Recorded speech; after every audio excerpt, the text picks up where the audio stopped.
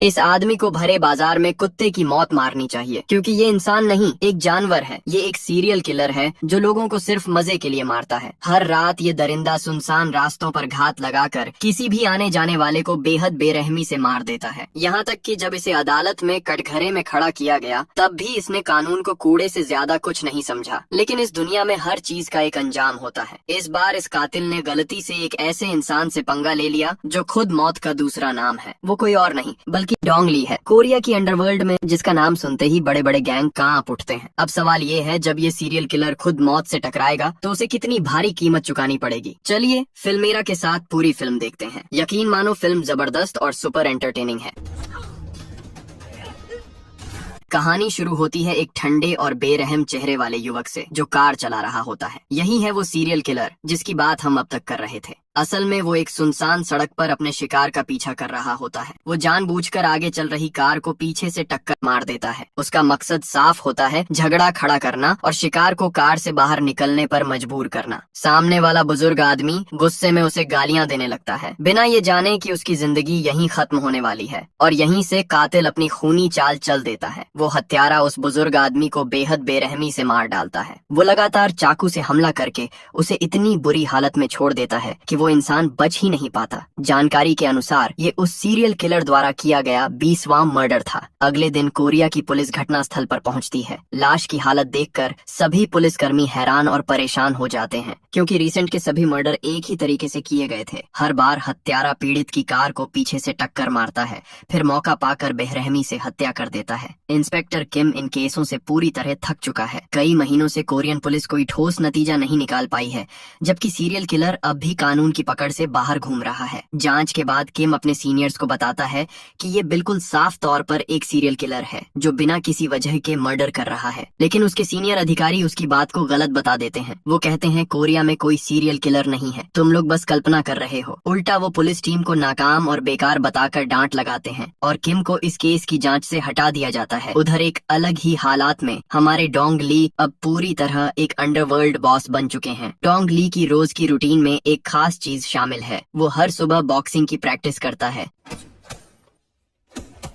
लेकिन जिस punching bag पर वो मुक्के बरसाता है उसके अंदर रेत नहीं बल्कि उसके गैंग का एक मेंबर होता है। जो भी उससे गद्दारी करता है उसे बहुत भारी कीमत चुकानी पड़ती है। आज के समय में डोंग ली की हैसियत अंडरवर्ल्ड के सबसे बड़े लीडरों में से एक की है। अकेले उसके हाथ में कई इलाके और बड़े बड़े धंधे हैं। एक दिन इलाकों के बंटवारे को लेकर एक मीटिंग होती है, लेकिन दूसरी गैंग का लीडर डोंग ली को हल्के में लेता है। जब डोंग ली का एक आदमी उसकी तरफ से बोलता है तो वो बदतमीज लीडर उसके चेहरे पर पानी फेंक देता है और डोंग ली को ये कहकर बेइज्जत करता है कि उसे अपने आदमियों को संभालना नहीं आता। तभी डोंग ली खुद आगे बढ़ता है। वो अपने ही आदमी को एक घूंसा मारकर समझा देता है कि कब बोलना है और कब नहीं, लेकिन वो दूसरी गैंग के लड़के को भी नहीं छोड़ता और उसका दांत निकाल देता है। सब समझ जाते हैं कि डोंग ली से उलझना कितना महंगा पड़ सकता है। वो उस आदमी का दांत एक ग्लास में डाल देता है। डर के मारे सामने वाले गैंग का लीडर चुपचाप गिलास उठाकर पी जाता है। इसके बाद इलाकों का समझौता बिल्कुल शांति से पूरा हो जाता है। उस रात डोंग ली अकेले घर लौटने का फैसला करता है। वो बिना किसी बॉडीगार्ड के गाड़ी चलाता है, लेकिन एक सुनसान सड़क पर अचानक एक दूसरी कार उसकी गाड़ी को पीछे से जोरदार टक्कर मार देती है। असल में वो सीरियल किलर शिकार की तलाश में था और इस बार उसका अगला निशाना खुद डोंग ली था। टक्कर के बाद जब उसे लगता है कि कार को ज्यादा नुकसान नहीं हुआ है तो डोंग ली शांति से बाहर निकलता है। डोंग ली उसे माफ करने ही वाला था, लेकिन जैसे ही उसने दूसरी तरफ मुंह घुमाया, अचानक सीरियल किलर ने चाकू निकाला और डोंग ली पर लगातार कई वार कर दिए। लेकिन डोंग ली बहुत ताकतवर था, इसलिए उसने समय रहते हालात पलट दिए। दोनों के बीच जबरदस्त हाथापाई शुरू हो जाती है।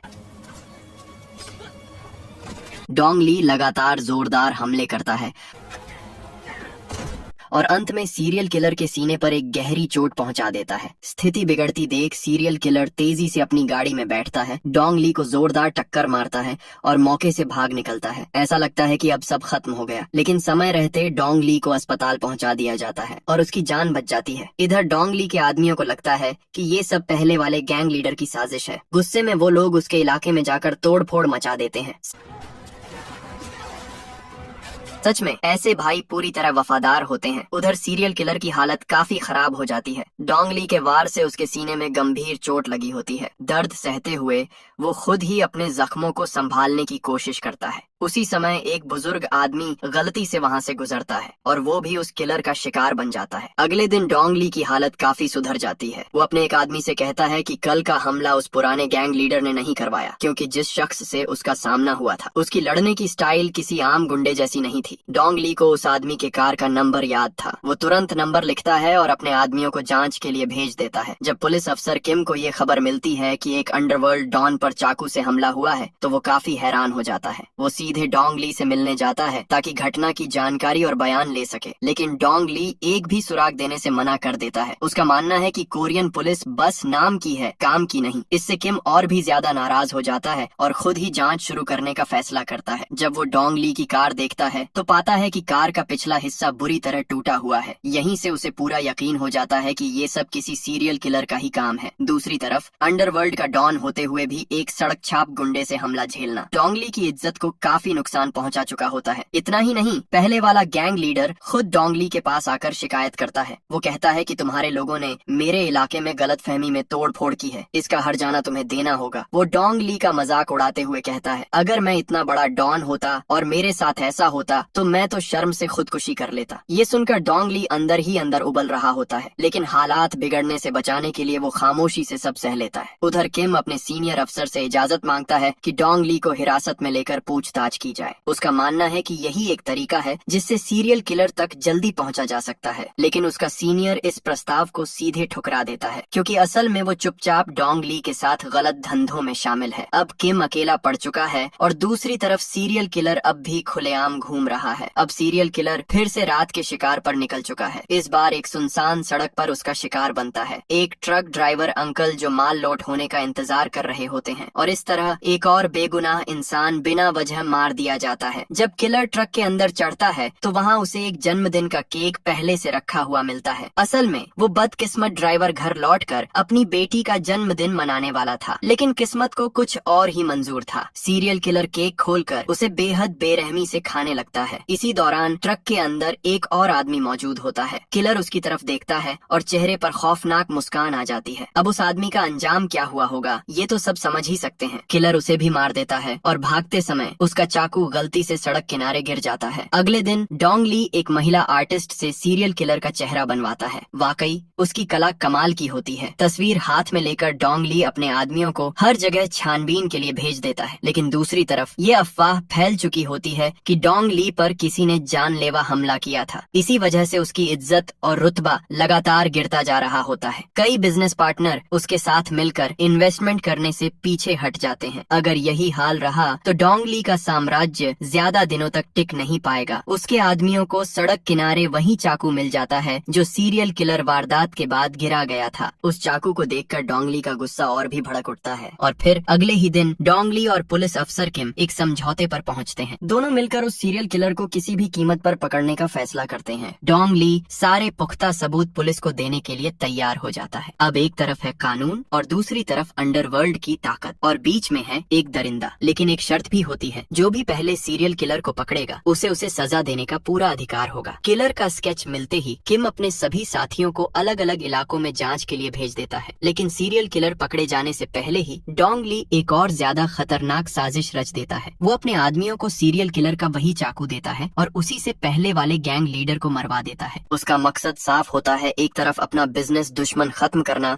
और दूसरी तरफ सारा इल्जाम सीरियल किलर पर डाल देना। अगले दिन पुलिस मौके पर पहुंचती है। एक बड़े अंडरवर्ल्ड डॉन की मौत पूरे पुलिस डिपार्टमेंट को हिला देती है। न्यूज में खबर चलती है कि सीरियल किलर के चाकू से गैंग लीडर की हत्या हुई है। उसी टाइम सीरियल किलर एक ढाबे में बैठा टीवी पर खुद को फंसाया जाता देखता है। वो अंदर ही अंदर गुस्से से उबलने लगता है। उसी रात डोंग ली मजाकिया अंदाज में उस गैंग लीडर की अंतिम यात्रा में पहुंचता है। वहीं एक कोने से सीरियल किलर नफरत भरी नजरों से डोंग ली को देखता है, लेकिन उसका मकसद वहाँ डोंग ली को मारना नहीं होता। वो चुपचाप मरे हुए डॉन के आदमियों को एक चिट्ठी देता है जिसमें लिखा होता है, तुम्हारे बॉस को डोंग ली ने मेरे चाकू से मरवाया है। फ्यूनरल के बाद सीरियल किलर फिर से रात के शिकार पर निकल पड़ता है और लगातार निर्दय तरीके से लोगों को मारता रहता है। दूसरी तरफ डोंग ली और पुलिस किम सबूत ढूंढ ही रहे होते हैं, लेकिन तभी एक बड़ा बवाल खड़ा हो जाता है। मरे हुए गैंग लीडर के आदमी बदला लेने के लिए डोंग ली पर टूट पड़ते हैं।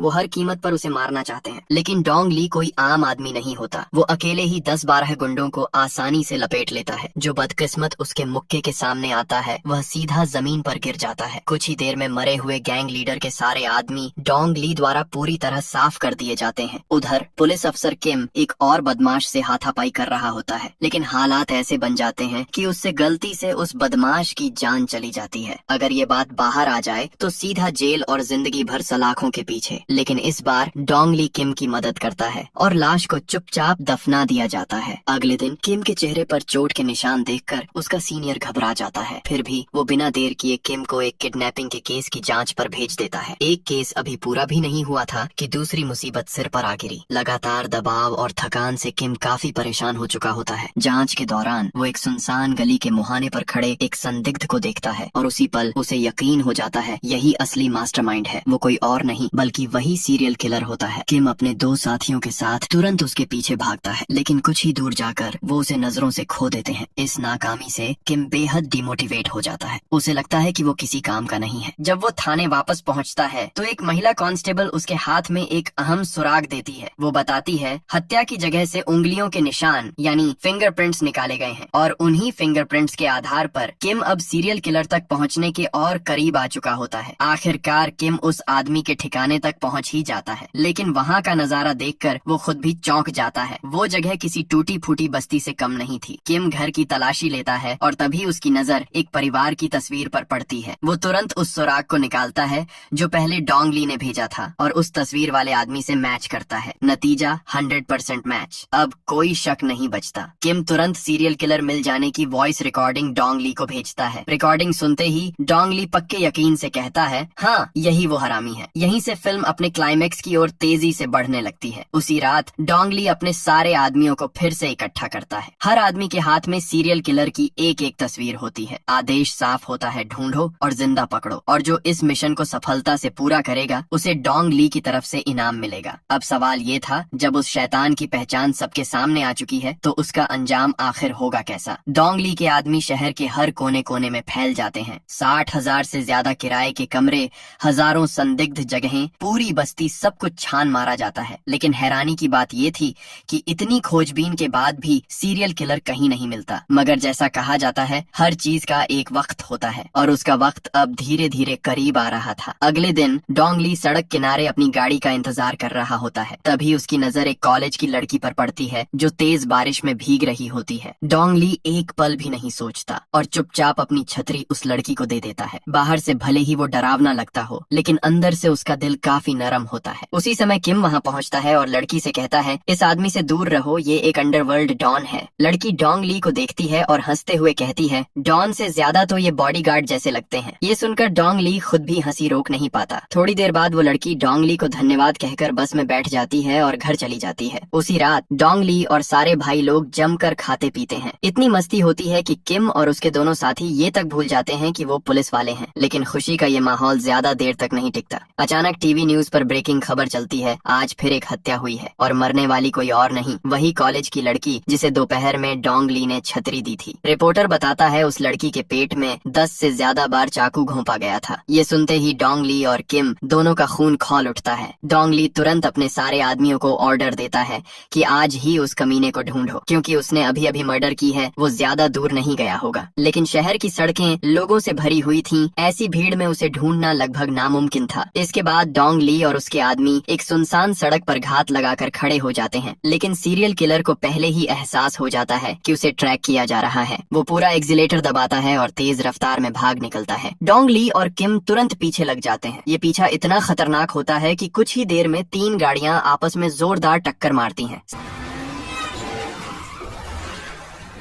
सबके सिर घूम जाते हैं, लेकिन उस अफरा तफरी के बीच सीरियल किलर फिर से भाग निकलता है। डोंग ली और किम जान की बाजी लगाकर उसके पीछे दौड़ते हैं, क्योंकि अब उसे एक और मौका देना बहुत खतरनाक था। तभी अचानक सीरियल किलर घात लगाकर डोंग ली के एक आदमी पर हमला करता है। वो आदमी मौके पर ही मारा जाता है। जब डोंग ली वहाँ पहुँचता है तब तक बहुत देर हो चुकी होती है। मरता हुआ आदमी आखिरी ताकत से उंगली उठाकर बताता है सीरियल किलर किस दिशा में भागा है। अब कोई रास्ता नहीं बचता। डोंग ली दांत भींचकर उस हैवान के पीछे अकेले दौड़ पड़ता है, क्योंकि अब ये सिर्फ बदला नहीं, इंसाफ का सवाल बन चुका था। उस सीरियल किलर के खून के निशान का पीछा करते हुए डोंग ली सीधे एक बियर बार में पहुंच जाता है। वो हर कमरे की जांच करता है। अंदर लोग हंस रहे होते हैं, मस्ती में डूबे होते हैं, लेकिन कुछ तो गड़बड़ लगती है। डोंग ली दोबारा ध्यान से देखता है तो पाता है एक कोने में दो लड़कियां डर के मारे रो रही हैं, और अंदर ही सीरियल किलर एक और लड़की को बंधक बनाए खड़ा है। उसे भी फील हो जाता है कि आज उसकी कुटाई होने वाली है। अगले ही पल डोंग ली दरवाजा तोड़कर अंदर घुसता है और सीधे उस किलर पर मुक्कों की बारिश कर देता है। एक भी वार खाली नहीं जाता। बिना किसी रहम के वो उसे जमीन पर गिरा देता है। किलर वहीं बेहोश हो जाता है। डोंग ली गुस्से में उसे रास्ते भर घसीटते हुए अपने अड्डे पर ले जाता है। खून उगलने के बाद भी वो हैवान हंसने की कोशिश करता है। ये देखकर डोंग ली और भी भड़क जाता है। वो सोचता है ऐसे दरिंदे जिंदा रहने के लायक नहीं है। लेकिन जब वो उसे खत्म करने ही वाला होता है तभी पुलिस ऑफिसर किम वहाँ पहुँच जाता है। वो डोंग ली को पीछे धक्का देता है और सीरियल किलर को गिरफ्तार कर लेता है। कुछ ही देर में खबर फैल जाती है, सीरियल किलर पकड़ा गया। पूरा देश हिल जाता है। मीडिया भी हॉस्पिटल पहुंच जाती है। किलर पूरी तरह शांत दिखता है, न डर न पछतावा। वो सारे आरोपों से इनकार कर देता है। पुलिस के पास ठोस सबूत नहीं होते। सिर्फ एक चाकू के आधार पर उसे दोषी ठहराना नामुमकिन था। किम बेबस हो जाता है। उसे भी लगता है काश डोंग ली ने उसे वहीं खत्म कर दिया होता। कोर्ट में सीरियल किलर बेफिक्र बैठा रहता है, न गवाह न सबूत। कानून कुछ नहीं कर पाता। वो कोर्ट में भी हंसता है। लेकिन तभी अचानक डोंग ली कोर्ट में आ जाता है। वो सारे सबूत और पूरी कहानी जज के सामने रख देता है। वो बताता है लड़ाई के दौरान उसने किलर को सीने में वार किया था। पुलिस जांच करती है और सब सच निकलता है। इसके अलावा वो एक पत्र भी दिखाता है जो सीरियल किलर ने पहले भेजा था। हैंड राइटिंग पूरी तरह मैच हो जाता है। अब किलर के पास बचने का कोई रास्ता नहीं। आखिरकार कोर्ट उसे मौत की सजा सुनाता है। वहीं डोंग ली भी कानून तोड़ने के कारण जेल जाने को तैयार हो जाता है। जब वो जेल पहुंचता है तो सारे कैदी उसे इज्जत से देखते हैं और सीरियल किलर उसे देखकर पीला पड़ जाता है, क्योंकि किम ने जानबूझकर उन्हें एक ही सेल में रखा था ताकि डोंग ली उस मासूम लड़की के लिए इंसाफ ले सके। अब डोंग ली उसके साथ क्या करेगा ये तो हम पहले से ही जानते हैं। अगर आपको ये मूवी अच्छी लगी हो तो 5 स्टार में से आप इसको कितने देंगे कमेंट में जरूर बताइएगा। हो सके तो वीडियो को हाइप जरूर करें और वीडियो को लाइक करके चैनल को सब्सक्राइब भी जरूर कर दें।